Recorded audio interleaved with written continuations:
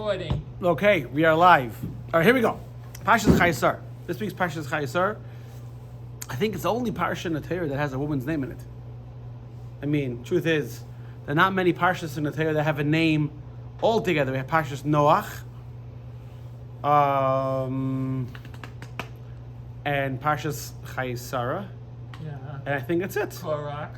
Thank you. Good one, Yes. Korach. Come on now. There You're you the go. rabbi, not me. Yeah, right. By the way, whoever's watching, this is unplanned. He really did get me. I'm not trying to make Larry look good. Oh, Yisro. Yisrael. Jethro. Jethro. Yeah. Jethro. But there are not many parshas named after people. But this parsha it's named after our matriarch Sarah, and for good reason. I'm just putting the parsha overview over there. But basically, in this week's parsha, the Midrash tells us that after Sarah heard the news that Avram was about to offer up his son as a sacrifice, and he didn't. First, she came to terms with the fact that okay, this is God's will, and then when Yitzchak came back from the brink of extermination, so her heart couldn't take it. I mean, she was an old lady. She was 127 years old, and she passes away. And then the parsha goes how Avram buys a piece of land in Hebron from Ephron Hachiti, and then the rest of the parsha deals with Avram instructing Eliezer to find a bride for Yitzchak, and he finds Rivka. Welcome, Michael J. And he finds Rivka, and then Rivka comes back with Eliezer from Haran, from I guess you want to call it Iraq. If you remember, Haran is the name of the city that Avram lived in. Parshas Lech Lecha, Avram lived in Haran. Hashem told him to go out of Haran to go to the land of Canaan, and then Yitzchak marries Rivka, and they live happily ever after. And then at the end of this week's parsha, although it's important to remember that Torah never goes, I shouldn't say, never. That's poor wording, incorrect wording. The Torah doesn't necessarily go in chronological order. Many times the Torah just, will put something in. Meanders. Huh? It meanders. I don't know, meanders, but sometimes, for example, in this week's parsha, in order for next week's parsha to focus on Yitzchak and Yaakov, it talks about Avram passing away, even though really Avram's alive. Let's say, for example, when Yaakov and Esau are born. But just to sort of close the book on Avram's life, and next week's parsha begin with Yitzchak's life. End of this week's parsha, we learn of Avram's passing. Okay.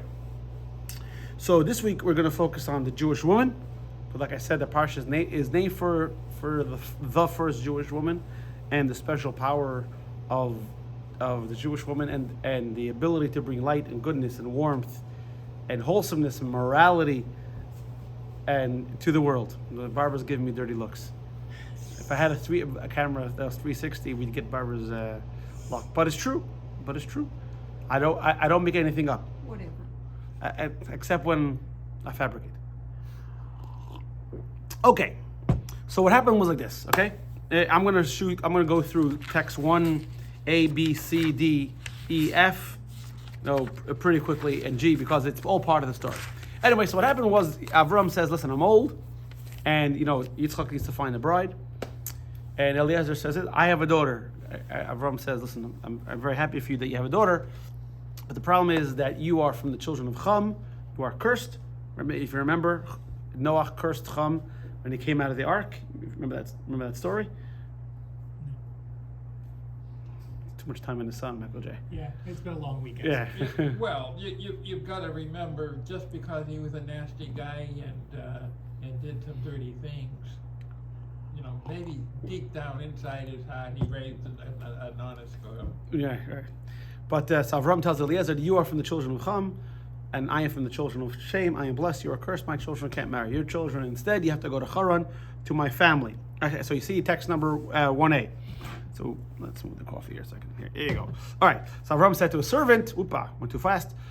Text 1A, page 79, Avram said to a servant, the elder of his house, swear to me, the language, place your hand under my thigh It's a biblical verbiage of swearing. And promise me that you won't take a daughter from the local neighborhood. Rather, you'll go to my family. Then text B. So Eliezer, this few texts that we're reading is called Pirkei Rabbi Eliezer. You see in the biography over there next to text B, this is Rabbi Eliezer ben Hyrcanus. Eliezer ben Hyrcanus was one of the 5 students of Rabbi Shimon bar Yochai. It says about Rabbi Eliezer ben Hyrcanus that he was like a cistern who did not leak a drop. You said something, he locked it in. I mean, if you look at Ethics of Our Fathers, it speaks about Rabbi Eliezer's greatness tremendously. In fact, he was called Rabbi Eliezer the Great, and he was part of the school of Shammai. So he wrote down, not he made it up, he wrote down traditional midrash that was passed down from generation to generation. So he wrote it down. So this midrash is called Pirkei Rabbi Eliezer. We actually have some of it here. So by the way, the books behind me are to read, not just for show. Let's go over there. Right, yeah. Like a library. You probably learn a lot more over there. Exactly, like a library. So Avram lived in Hebron, which is towards the southern part of Israel, the center. It's called the center, but it's really toward the south. Haran is Iraq. I mean, it says of see text 1b, it's a 17-day journey. God causes a miracle to happen. Eliezer arrives there in 3 hours. 3 hours. He had Google Maps or Waze. There were no cops on the way, and it was the Autobahn. He just floored it. Ferrari. What do you want? Exactly, Ferrari, Autobahn. He floored it the whole way. He made it there, and then when he gets there, even though that's a pretty good sign that God's on his side, that he's doing the right thing. Eliezer wants to make sure. So he asks God for another sign. You see, text 1c, he says, if I come to and he came with 10 camels laden with gifts and good stuff. And he said, if I come to the well, and the maiden that will offer me, I see a visitor, you have to realize that drawing water was a chore. You had to lift it up. It wasn't like now, could I have a glass of water? No, or a bottle of water. Then it was a chore. So the maiden that will come and see that I'm a traveler, a weary traveler, and offer to give me water and offer to give my camels water, that is someone befitting for Avram's descendant. Because if you remember from last week, 2 weeks ago, last week, we spoke about how Avram personified the attribute of kindness, and Avram was always welcoming guests. So someone who's going to marry Avram's son had to be somebody who was a very kind person. So we see over here text number 1d.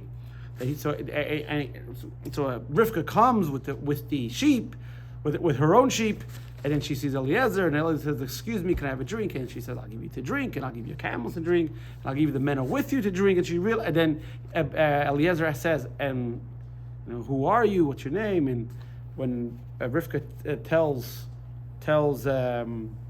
Eliezer that he's from a family, Eliezer gets all excited, gives Rivka some jewelry. So continuing with the midrash, text D. It says everything is foreseen by God. It says a daughter of princess, because a Besuel was an important person in his neighborhood. Normally does not go out to draw water. That's usually a servants have servants, right? And she goes out at that moment, and she gives water to a man who's a perfect stranger, and she consents to be betrothed to Isaac, who she didn't know. Why? Because, as we say in Yiddish, the Rebbe feared the Welt. God controls the world, and God decided that Yitzchak was going to marry Rivka, and that's what was going to happen. And you can't stop. You can't stop God's plan. Eliezer stays over in Haran one night, and the next day, with the family's permission, he says, "Let me go." And she takes Rivka and Rivka's assistant or nursemaid, Devorah. That's the first time that name is mentioned in the Torah. Devorah, and depart. And again, they made it back to Hebron in 3 days. And then what happens is that Yitzchak is out and about in the field, and we won't get at why. But we learn from the fact that he was in the field, we learn out the concept of davening mincha. He's in the field, he looks up and he sees Eliezer coming, and he's very surprised because Eliezer just left yesterday. He's back. He figures maybe they had a flat tire. I don't know why are they coming back already. And Eliezer comes and tells Yitzchak about the miracle, the 3-hour trip there, which if you remember from text, I think it was 1A. It was a 17-day journey and a 3-hour trip back, and also, little point I forgot to mention, that when Rivka came to the well, the water miraculously rose to her. She didn't have to bend down, rose to her. And how kind she was. So... Yeah, but it said in there that not only did she give him water, but she made sure there was water for the camels. And that's why he took her. Right. Because she went the extra mile. Right, not only for him, and she said, I'm going to give camels, and also the men, to other camel drivers. So instead of Yitzchak being like, oh wow, it's amazing, look at the test. Look at the text 1F and study it very carefully. And tell me if you can notice anything in text 1F that you think is out of order. This is Yitzchak's final test to see if Rivka is the right one for him. So you see, text 1F, right? You guys read it? Yitzchak brought her into the tent of Sarah, his mother, and he took Rivka, and she became his wife, and he loved her and consoled her for the loss of his mother. Anything I miss here? You realize anything? Okay, so normally, right? Normally you fall in love with somebody, right? And then you marry them, then you move in together, and then you console. But first, he brought her home, right? Then he married her, and then he loved her. Kind of like him fiddling the roof. Golda, do you love me? Right? I'm your wife. So what? Do you love me? We're together 25 years. Right? So here's the final test. This is what Yitzchak wanted to know, because to be the true power, we're going to learn today the true power of a Jewish woman. So the Midrash Rabbah, text 1G, says like this. Yitzchak was accustomed to 3 very special things happening when his mother was alive. It says that if you look at text 1G, and it says that when Sarah was alive, the cloud, and in the Torah, the cloud is always represents the Shekhinah. Right? We see like when the Jewish people were traveling in the desert, a cloud went before them. The cloud is the Shekhinah, right? When they built the tabernacle, the cloud filled the temple. Right? The cloud was above his tent, Sarah's tent. She lit a candle on Friday night and stayed lit till the next Friday, and her challah was always fresh. Like someone always says, aromas challah, right, is always fresh. Someone we know, it's being recorded, called it crack challah. It's always fresh. It's always ready to go. It's like, so when Sarah passed away, those miracles went away. When Yitzchak brought Rivka into his tent, and she saw into Sarah's tent, and he saw that Rivka was truly a special person, because all the miracles that were when Sarah was alive had returned. That's when he married her and he loved her. Okay, so far so good. Any questions? All right, so let's ask a couple questions. Question number 1: the traveling 17 days and 3 hours each way, that wasn't enough for you? The fact that Eliezer met Rivka at the exact moment and the water came up and how she was kind, that's not enough? You needed something else? It was a good start. It was a good start, right? Some traction, we're headed in the right direction. Exactly, right? I mean, I have a different question though. yeah, what? Why his mother's tent? What do you mean? Why not his tent? Because in those days they had like sort of separate tents. We find it in by Yaakov and Rachel also. So then, in some ways, it's almost like he's giving her his mother's tent. I guess, yeah. And finally, last question is why did, if the first miracles didn't impress him, why did these miracles impress him? Why, if he wasn't convinced that this was the right woman, the first miracles, why did these miracles convince him that she is the right She's right. When he saw how she makes a sandwich, now, until he tasted her cholent, I was like, okay. So as promised, this is going to be a class on the Jewish woman. Now, all the mitzvahs are given to everybody, and in previous classes we spoke about reincarnation. Now, every person has to come and do all the mitzvahs. But in reality, all the mitzvahs, let's say the positive mitzvahs, are really given for everybody. Certain mitzvahs are given to the woman to do. Some mitzvahs are given to the men to do. So, for example, the mitzvah of lighting Shabbos candles, that's a mitzvah on the household. But who's the head of the household? Who's the foundation of the household? The woman, right? Like the story goes, a guy, the guy who every 10 years they take the census, right? And it's not everybody answers, or maybe this was in the day before mail. Comes to our house and there's a lot of arguing. He knocks on the door, and a guy comes and he says, "Just took a picture. I don't know how." Yeah, it did. I have no idea how I did that. No one touched it. I guess I just knocked it. And the guy opens the door. The guy opens the door and he says, "I'd like to speak to the master of the household." The guy says, "We're trying to figure that out right now." Right? Right? So it's not that Rashi's daughters put on tefillin. It's not that women can't put on tefillin. They don't have to. It's not that women can't put on talis. They don't have to. Right? It's not like men can't light Shabbos candles. It's that the mitzvah is mainly given to the woman. If let's say a man is not married, let's say for example, some people even say according to Allah, if a man and a wife are separate for Shabbos, that some people say that a man has to light his own Shabbos candles. Some people say no, she's doing it for him. But so Shabbos candles, mikveh, and challah are given to women. Now, by the way, challah, we always think of challah only as it's makes a challah bake.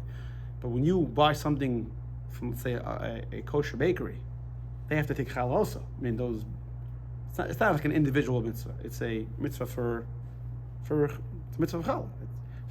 The ratio is different when it's individual and when it's for business. Do you know that? Didn't know that. Yeah, it's a larger ratio, or smaller ratio, I should say. So how much, in reality, let's say the baker's baking 10 dozen loaves of bread, how much is he going to take out? So it's a piece, I think for individuals, the size of 24 eggs, I think it's 60 ounces or something like that. And for a baker, it's double. It's one in. So let's say, for example, a individual has to take, if you've been to Cyril's challah thing, you have to make 5 pounds of challah in order to 5 pounds of flour in order to do the mitzvah of challah. So 5 pounds is the minimum. So for a baker, a professional, is 10 pounds. They take out a piece of 10 pounds. So in the old days, the way it worked was that when an individual was baking challah, they would take a piece and have to give it to the Kohen. You have to realize the Kohen had no land, no agriculture. That's how he lived. These days, and the Kohen had to be pure when he ate it. We do have Kohanim, but Kohen is not allowed to eat it because he's impure. So these days, after we take the piece of challah, we burn it until it's inedible, and then or like my kids say, uneatable. I tried to inedible. Wow, why? Yeah. And then we toss it. Okay, let's go. Text number 2. So the Maharal says that the three miracles parallel the three miracles of Sarah, which is the cloud, the challah, and the light. They reflect they parallel the 3 commandments are uniquely related to women. See, so we have over here. He says the bracha matzuya, right? Challah was fresh. We have the lighting of the candles, and the cloud, which is the Shechina, which Shechina's purity and holiness, was hovering over the tent. So when a Jewish woman conducts her household in accordance with these 3 mitzvahs, it creates an atmosphere in the home. And this is the home of Avram and Sarah, and this is why Sarah enjoyed these miracles because she personified the Jewish home. Now, let's go back in time. Why is let's take Shabbos candles because that's the easiest one. Why was the mitzvah given to Jewish women? Why more than men? Because men have to run off the shul. Yes. L'chaim. L'chaim, right? That's l'chaim. You need to be sober when you're doing the L'chaim. mitzvah. That's why you light candle. I don't think you have to be sober. Well, you have to be sober in order to make a bracha. So in the book of Yeshaya, it says that when Mashiach comes, it says, and your God, your teacher, will no longer be concealed from you, and your eyes will behold your teacher. That's text number 3. So that means right now, godliness is concealed. Why? So before the sin of the Eitz Hadas, the reality of the world was a godly reality. Adam and Chava perceived godliness, and then they made a pretty bad mistake. Small mistake. All they did was have his fruit salad. One little thing. Exactly, right? And now the presence of God is hidden, it's concealed. We can't stand it. But when Mashiach comes, we're going to rectify ultimately that that sin. So the mitzvah is given. The mitzvah is given to the Jewish woman, which is really the foundation of the home. And the Rebbe many times spoke. What's a foundation? The foundation is everything stands on it. Without the foundation, you don't have a structure. Let's take our shul, for example, right? They didn't put a good foundation. And what happened? The building started sinking. So we had to pump concrete into the ground. And you go outside, you don't see anything. But if you don't if you don't have a good foundation, then your whole structure is no good. Let's go through each mitzvah individually. Number 1, right? So the Alshich, you ever heard of the Alshich? The Alshich, if you see, lived. He was born in Turkey but lived in Sfas. He was actually a student of the Arizal. Interestingly enough, side story, Michael J is back, so we got to tell stories. We missed him on Shabbos. That's right. So interesting. He must have been an artist if he went to Shabbat. Yeah, right. I'm sure that was it. So what happened was, he tells a story. There's a story told that he always would fall asleep during the classes of the Arizal, and it bothered him because, he missed the story. he missed the story, and the good jokes. So he asked Arizal, and Arizal said, "Is because your soul, every soul is more connected to a different area of Torah. There are 4 areas of Torah. There's the plain explanation, then there's what's learned out, what's hinted, and then there's the mystical. Your soul is more connected to what's hinted, like the Midrash." So Dalsha actually wrote a book about on Midrash. This is him. He's buried in a grave. That's true. I'm not sure if he's buried in. I think he's buried in Tveria next to the Rambam. I think so, either in Tzfas or in I can't remember. Anyway, so he says like this. What's challah? Challah is you knead the dough, right? You knead the flour and water together, and then after you knead it, you take a piece off. So it says before, if you remember from Genesis, not too long ago, right? It says God created the world, and it says and a mist arose from the earth, and it had not rained because man was not there to work the land. So to speak, when God created man, he took think of the earth as dough. When God created man from the earth, from the ground, he took a piece and separated it. So we see in the paragraph there,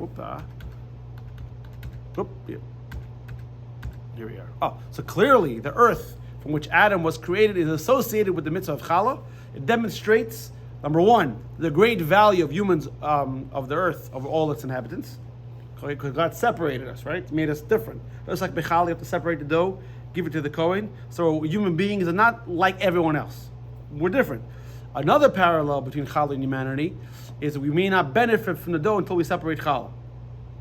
So what's the one job that parents try to instill in their kids. To be a mensch. Be a mensch, be considerate, and be appreciative. And also to tell them, to teach them hard work leads to something, and you can't just do something for pure gratification. So you go to your kids and you say, you should behave. Why should I behave? Well, you should behave because you're not an animal. You should behave because you're a human being. Act like a mensch. So that's number one. Number two, you tell them that you can't just go and pig out what you want. You have to realize that there's an order, right? You have to give thanks. Number one, and you have to make sure that other people have. You can't just go pig out. We don't just, going back to the story of Adam and Chava, we don't just do whatever we find pleasurable and tempting. That's how they got in trouble. You have to think before we do something. That's kind of the concept of a bracha, right? What's the reason you make a bracha? Stop and think. Is this good for me? You make a bracha over cigarettes? Vape, right? You ever hear Jerry Seinfeld's joke? He says, people smoke 40 packs a day. I can do whatever I want, Don't drink and operate this machinery. They don't care. You try to put, something dry clean in the washing machine. What are you, crazy? You're out of your mind?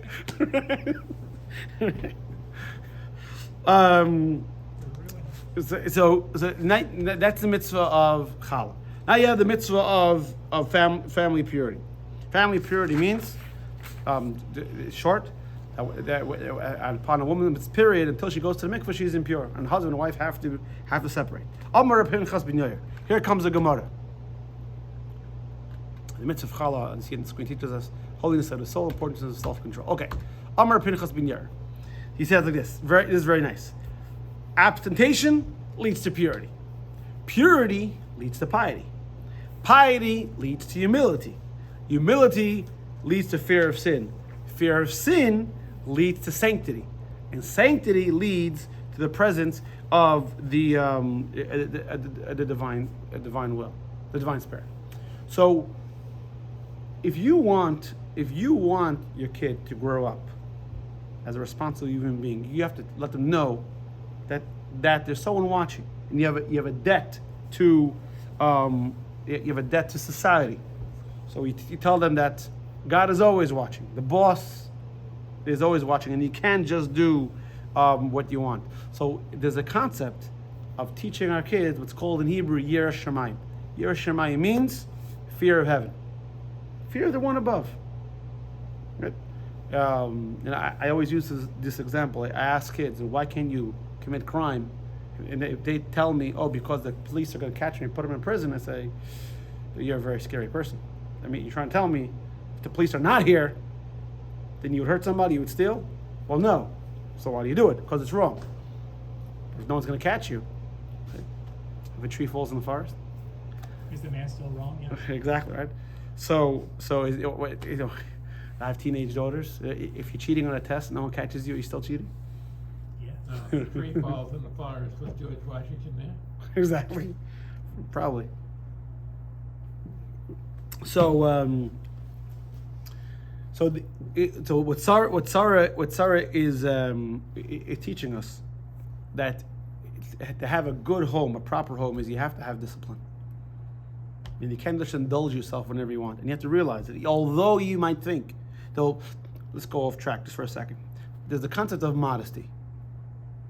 And so many people think modesty means that I act modest outside. In business, I'm respectful to other people. I dress a certain way.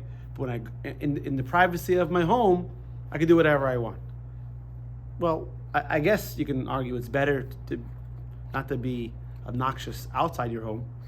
But modesty also means you act a certain way inside your home. So according to the Jewish law, by the way, you're supposed to get dressed in a closed room or under your blanket. Why? Because to keep in mind that God's presence is everywhere. Yeah, I mean, even though you can say I have my own house, I can do whatever I want, but it shows it's say in Hebrew, it's called perikas oil. Perikas oil means throwing off of the yoke. What Sarah is trying to teach us is you have to act like a mensch, even when no one's watching. That's moral. That's moral discipline. Okay, and the Rebbe says like this. That's so important is the mitzvah of taras mashpacha, family purity. And as a side note, we're slowly working toward building a mikveh here. So he says like this: the mitzvah, the text 5b. The Rebbe says the mitzvah, being a sacred foundation of family life, is so impactful to the health and body, to the purity of Jewish children. In addition, this mitzvah creates a lasting impact for all the generations of Israel. For the Jewish community, as a result of this mitzvah, children are born, they grow up in purity, and build their own Jewish homes for generations. What the Rebbe is saying is, this is not just a nice mitzvah. This mitzvah is the foundation of Jewish community. So, according to Jewish law, I don't know if you know this, if the community only has enough money to build a mikveh or write a sefer Torah, the halacha is you build a mikveh. You know? You ever hear that? You know that? That's how important mikveh is. The first thing you do is mikveh before school, because that's the foundation of the, and you should know, our enemies throughout the generations, they knew this. So the Russians, they stuffed up mikvahs. The Greeks stuffed up mikvahs. The Romans destroyed mikvahs. They all destroyed mikvahs because they knew the foundation to Judaism is the mikveh. In fact, today, side note, today is the birthday of the 5th Chabad Rebbe, Shalom Dever. It's called the Rebbe Rashab. And he had a mikveh in Rostov. Rostov is a city in southern Russia. It's still there, by the way. The city's there. So the Rebbe Rashab's house, where he lived, you can go there. There's a Chabad house there. You can dive in there. So he built a mikveh, and after the communism fell, they found the mikveh. It was in a house. It was stuffed up, but when they undertook it, because the Chabad mikveh is different than other mikvehs. Other mikvehs, you have the main. When you go to a mikveh, you see the pool, but what you don't see, there's another pool where the rainwater comes in, and then they sort of intermix, right? So that second pool, in other communities, it's on the side. Chabad custom is that second pool is under, called Boyer Gavi Bar. So when the Russians stuffed up the mikveh, they didn't know about that smaller pool under. They only stuffed up the top one. So when they uncovered it, the rainwater was still there, and you can go to the Rebbe Rashab's mikveh today. It's there. So the mitzvah of mikveh is the foundation of Judaism. Stop sentence. Period. Next mitzvah. This mitzvah applies for everybody. The mitzvah of Shabbos candles. So it says, the Alter Rebbe says like this. Oh, I'm sorry, this is a slide. The mitzvah of family purity leads to holiness. Okay, the Alter Rebbe says like this. Very interesting. In the Code of Jewish law, he says, those who are scrupulous about lighting Shabbos candles merit to have children who are scholars. Why? Because the mitzvah is called a candle. King Solomon called the mitzvah a candle, and through the mitzvah candle comes the light of Torah. And the Rebbe asks, why this mitzvah? Why doesn't the Alter Rebbe say if you do other mitzvahs you'll have children who are scholars? Why this mitzvah? Look at text B. The Rebbe explains something interesting. He says every mitzvah gives light, spiritual light, but many times this spiritual light is imperceptible. But the light of a Shabbos candle, that's a physical life that is that a person can perceive, a person can appreciate. So the spiritual light is manifest openly in the open physical world. Any questions? No? Okay. So going back. So why do we have the mitzvah of Shabbos candles? So Chava and Adam on Friday afternoon. They were created on Friday, and they sinned on Friday. They ate from the Eitz Hadas, and they brought darkness into the world, and the lack of aware of godliness. So what the Jewish woman is initiating is this switch. Now we're going to bring more light, more awareness of godliness. And interesting, there's a pasuk in Jeremiah. In Yirmiyahu, see text 7a, it's talking about idolatry. And it gives a very, very weird example. So the people who are serving idols, it says, they say to the wood, "You are my father," and they say to the stone, "You gave birth to me." Why out of all the right, those things? And then the Alter Rebbe follows it up. You see in his Code of Jewish Law, text 7b, a sage is instructed that we should light a Shabbos candle. Why? In order the people in our home shouldn't stumble on wood and stone. And what if they stumble on marble, or they stumble on Lego, plastic? That's okay. On glass. Why this? Why? The Alter Rebbe should just say you should have light burning. Obviously, this is written late 1700s. Say you have light lit in your home in order that people shouldn't trip. Hazard. By the way, some people think that the only reason why we light Shabbos candles today is because it's tradition. Because in the old days they lit it because they didn't have light, so we continue doing it. But that's not true. Like those people think the only reason why we keep kosher, why they kept kosher because they didn't have refrigerators. But now that we have refrigeration, we don't need to keep kosher. You never heard that one before? But if you keep kosher, you need refrigeration. No, because I didn't say it makes sense. I'm telling you what. I'm sorry, it just doesn't make sense to me. Because people try to explain away Torah, right? The only reason they haven't had the mikvah is because they hadn't invented soap yet. Exactly. It was an excuse to take a bath, right? Oh, but yeah, they say that. Because the woman, her period, she was dirty and unclean, and the Jews were smart and they understood hygiene. So they said a woman, after she had a period, should go clean. That's the idea. But now you don't need that. Listen. Okay, men go to the mikvah too. Biblically, yeah. Listen, some people say the earth is flat. Oh, you remember that rabbi a few dozen years back at Century Village? He had a yellow beard or a green beard. But I've seen other rabbis. Big fella, and his mother used to live in Century Village, and he came back a couple of times. Yeah, I think I know what you're talking about. Yeah. Okay, he had a Green beard because from the chlorine. Yeah, I knew some people like that growing up. Anyway, getting back. So the Rebbe explains why. What's with the stone and the wood? What's with the stone and wood? The Rebbe says like this: why wood and stone? Because, and what does it mean that the Shabbos candle stop us from stumbling? Because when do you light Shabbos candle, right? You light it once a week. The whole week you're running around and you think that your success relies on your genius. Oh, I'm such an amazing genius. What do you hear on the radio? This guy founded FDX, right? FDX, the Bitcoin company that just collapsed. Yeah. Yeah. Right, this guy, 30 years old, billionaire, right? And you think, I'm such a genius, everything else, and you get very caught up. He was a thief. He's a genius, right? He used it to steal, right? It says wood and stone, without the light of Shabbos, can metaphorically, occasionally cause us to stumble and think that they have independent power. It's because my genius, my greatness has accomplished. So the light of the Shabbos candle, the light of mitzvah, has direct bearing on the physical world. It ensures, it keeps us grounded, that we don't stumble on wood or stone. It shows us that wood and stone, like everything in the world, are under God's dominion. And God benefits us through them, and they have no autonomous power. And they must be used for holy purposes. And this is why Shabbos candles are so important.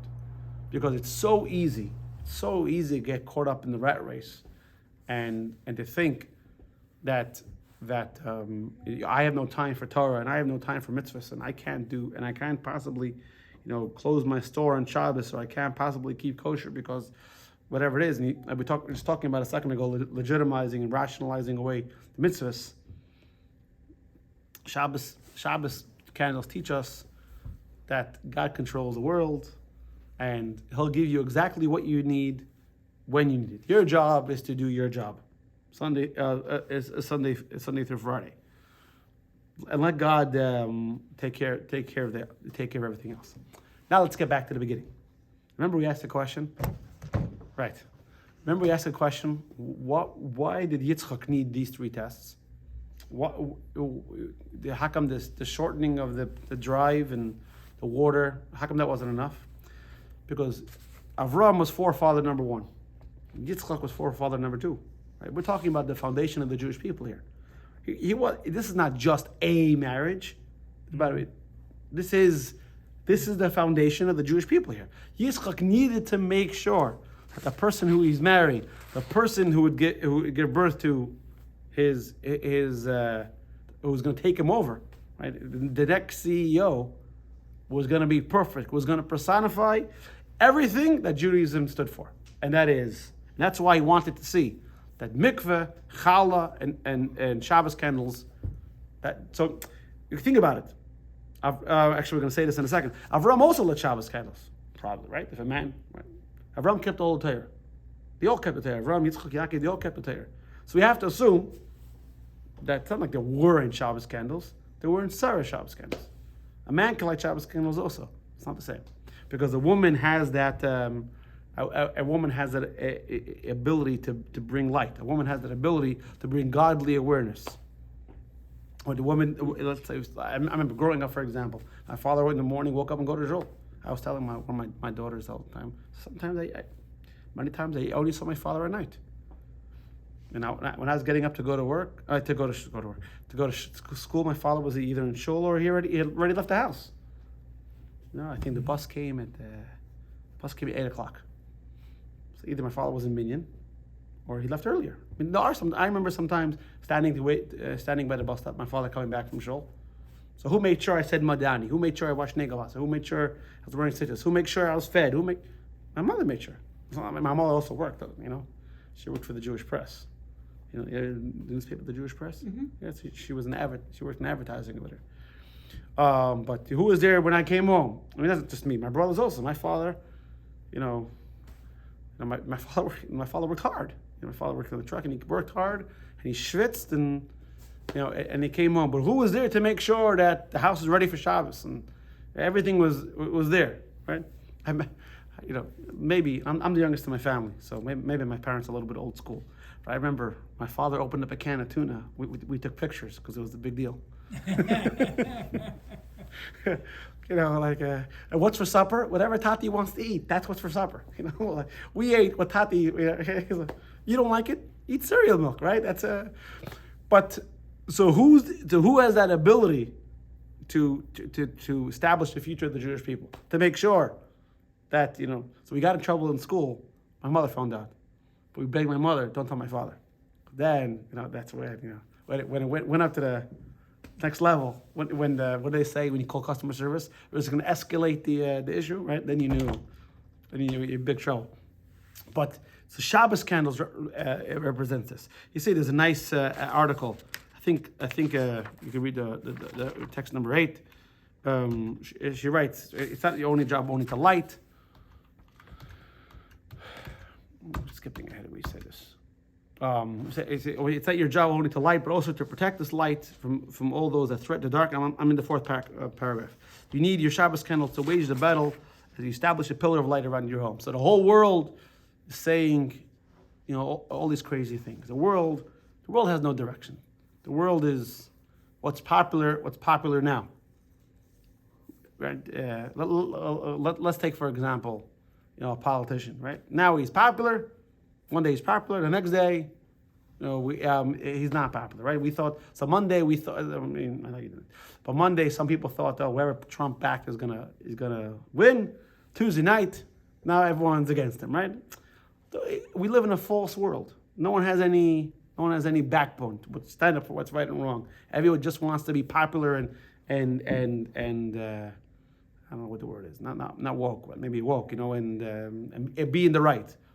The job of the Jewish people and led by the Jewish mother is to be the foundation for what's right.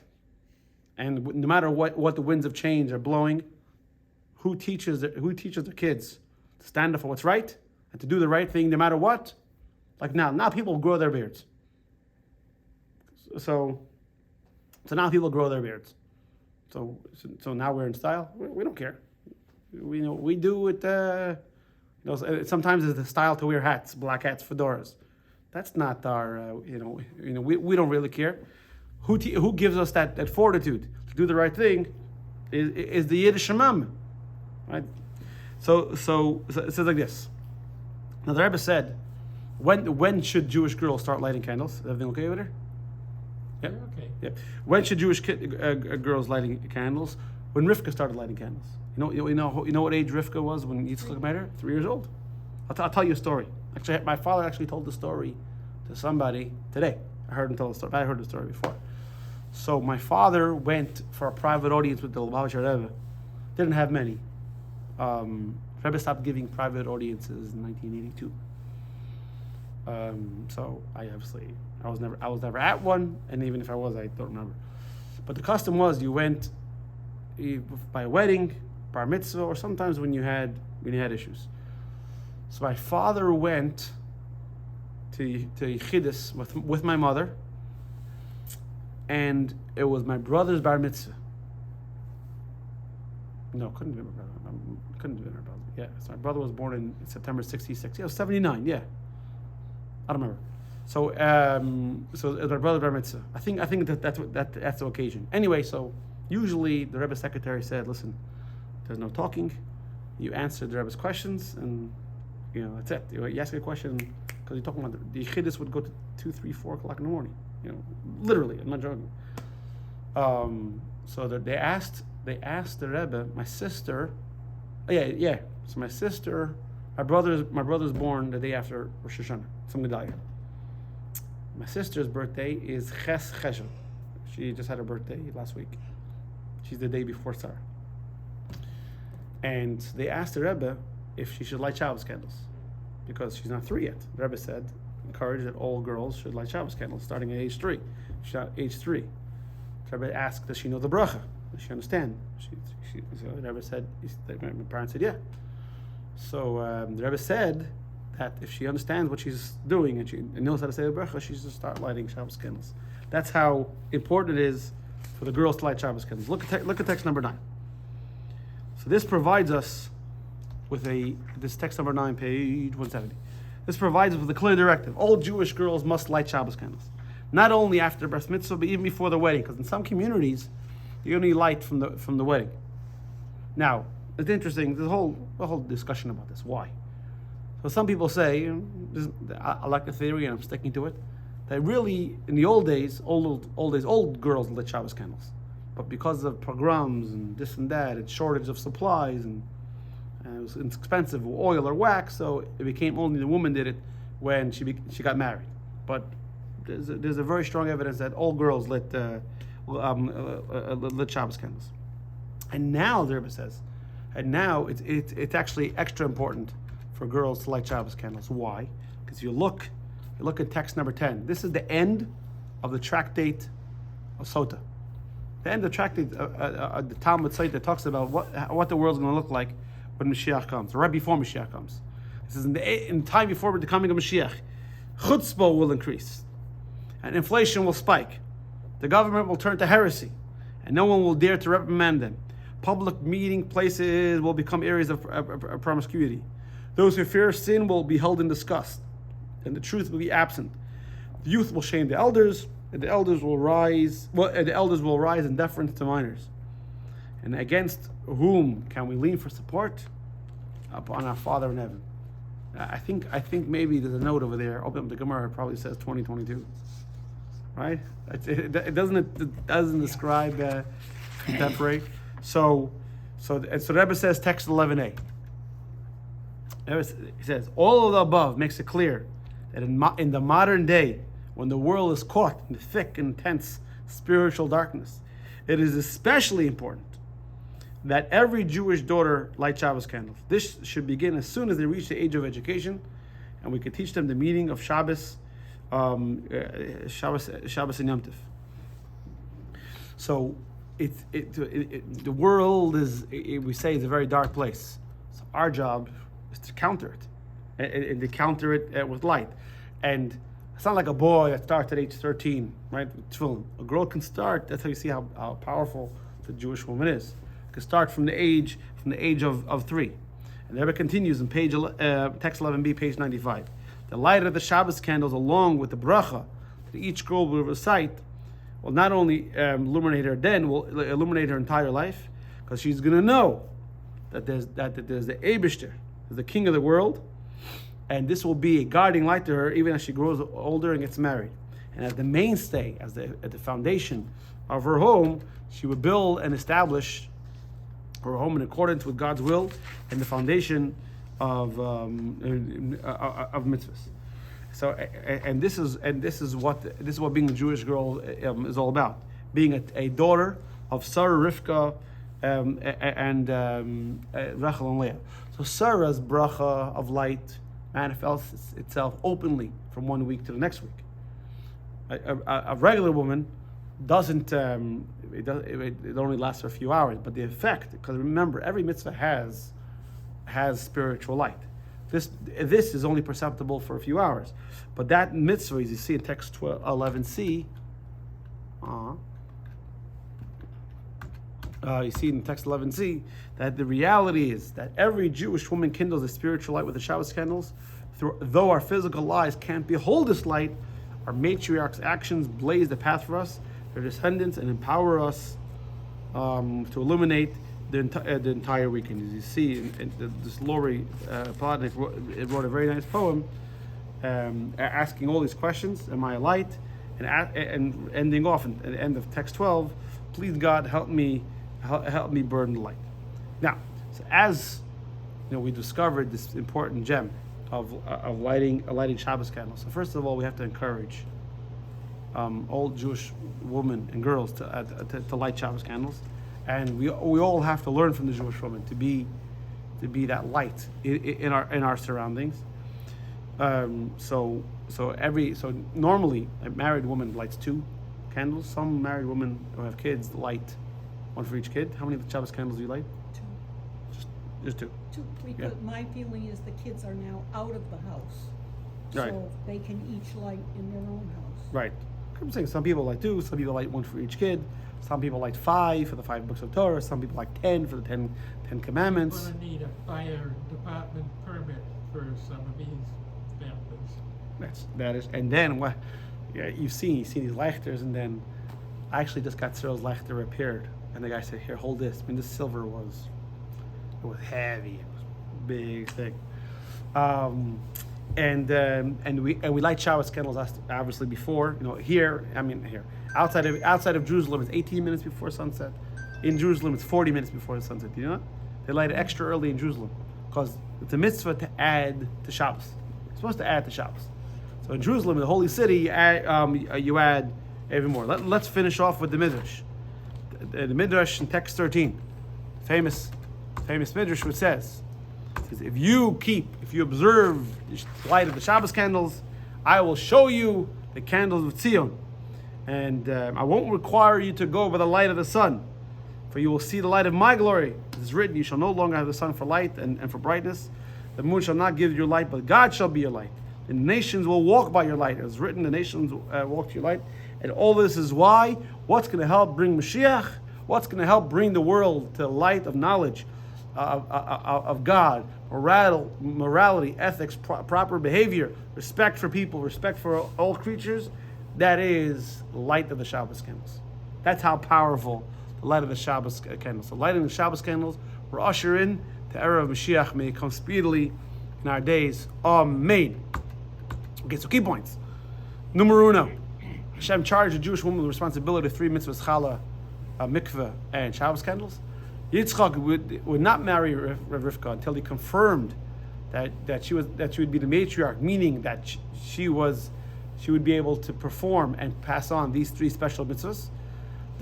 These are the tools to enable a Jewish woman to turn her home into a foundation of a powerful worldly influence by raising the next generation of the Jewish people. By lighting Shabbos candles, the Jewish woman becomes a light switch for creation, and this is especially important in our modern day of moral degradation. Rivka was only 3 years old when she started lighting Shabbos candles. This teaches us that we have to teach and encourage all Jewish girls from the age of 3 to be that beacon of light. And when we light Shabbos candles, Hashem will show us the light of messianic redemption, maybe speedily in our days. Amen. Michael J. Bloop.